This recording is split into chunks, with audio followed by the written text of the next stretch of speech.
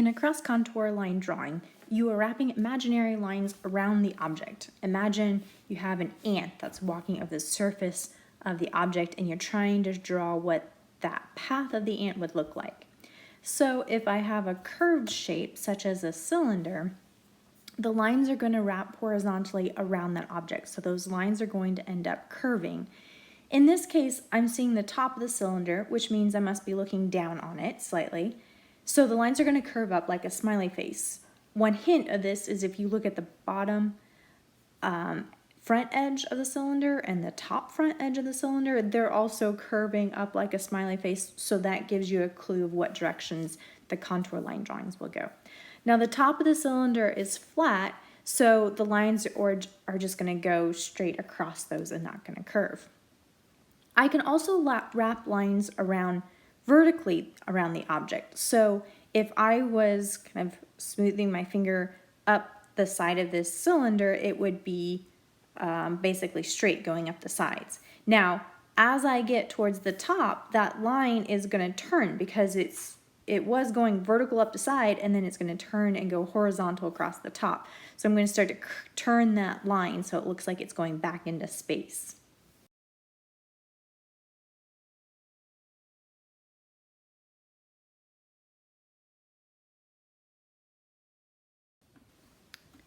With an object like a cube, the cross-contour lines are going to turn at an edge, and they're going to make a sharp turn here since we've got a sharp edge to the box.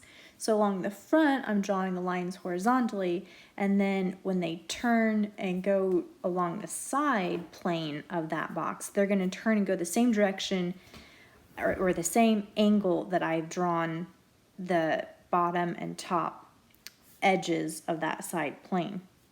Same thing if I wrap lines vertically around this cube, the lines will go vertically up the front of the cube, and then when they get to the top, they will take a turn and go the same direction as the left and right edges of that top plane. If I'm drawing a rounded object, all lines will curve around the object.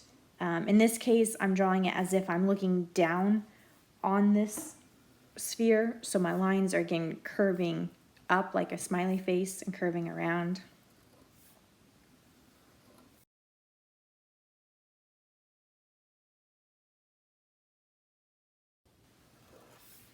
So next, let's see if I have a little bit more complicated shapes. So I'm going to draw kind of a donut-shaped form here. So what I'm indicating is you're seeing kind of the top of the donut, and then you're kind of seeing the side of the donut, and then we're kind of seeing like the donut hole there in the middle.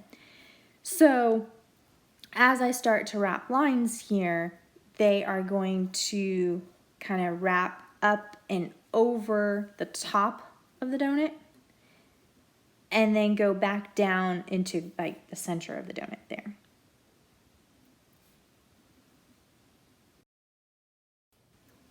When I get around to the front of the donut, then the line is going to curve over the top of the donut, but then it's going to turn and go vertically down the front edge or the side of the donut there. For this next part, I want to show how the object's relation to your eye level will change the cross-contour lines. So I have 3 paint cans here, one above eye level, one to the left of me, and one to the right of me. I'm going to mark the eye level here, which is basically the height of where my eyes are when I'm looking at this scene. And it's right at the top of the rolled paper towel holders. I know this because like if a laser beam shot out from my eyes, that's where it would have hit on that scene, but also the clue is that the top of that roll of paper towels is basically flat. So I know that that must be at my eye level. Also, I'm going to mark the point right between my 2 eyes, like kind of the center of my nose. You could also call that the vanishing point, because I want to know where my head is located. And then so anything to the left of my head will curve one way, anything to the right of my head is going to curve the other direction.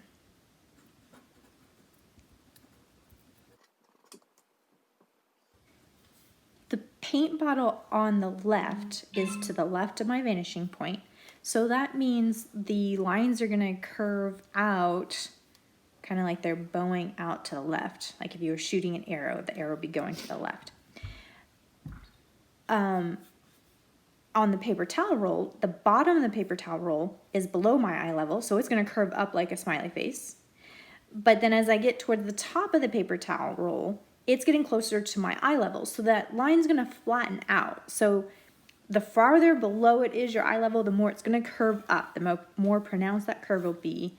And then as it gets closer to your eye level, it starts to flatten out till eventually it becomes a flat line right at your eye level. And then anything above your eye level will curve up like a rainbow. So the paint can sitting on top of the roll of paper towels is, I'm looking up at it, so the lines are going to curve up. And again, the farther they get above my eye level, the more that is going to curve.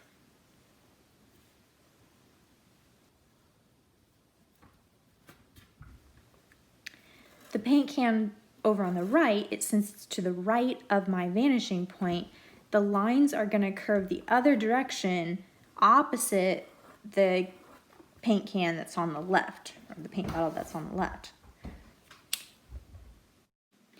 Let's look at how to do a more complicated shape. So cross contour lines work really well for organic shapes like human figures, but you can also do geometric shapes and study the changes in the planes on that form. So here I'm doing a camera, and so I'm just going to do a quick sketch here of the camera. I'm just starting out with some kind of basic shapes to start with, and then I'll work my way towards detail. Kind of, you see me erasing a lot and fixing as I go. And I'm just trying to show kind of all those different edges that are happening in that kind of complicated form there.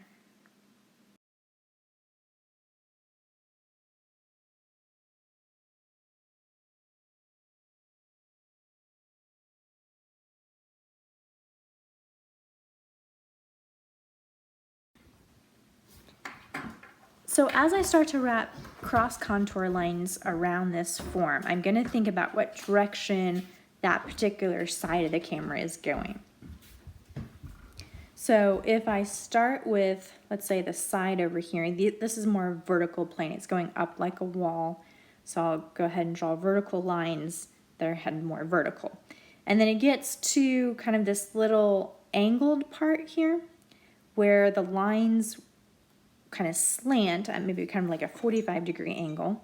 And then we're starting to get to the top of the camera then. So those lines will go kind of more horizontal or kind of flatter across the top of the camera there.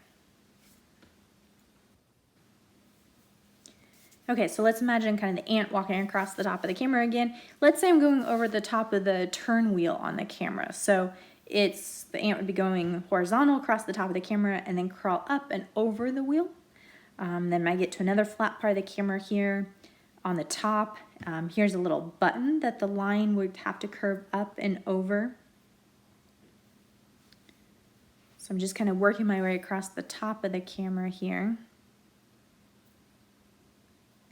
When I get to the dial here, this kind of wheel, then there's the vertical edge to it. So the line has to turn and go vertical, and then has to go horizontal across the top of that wheel again.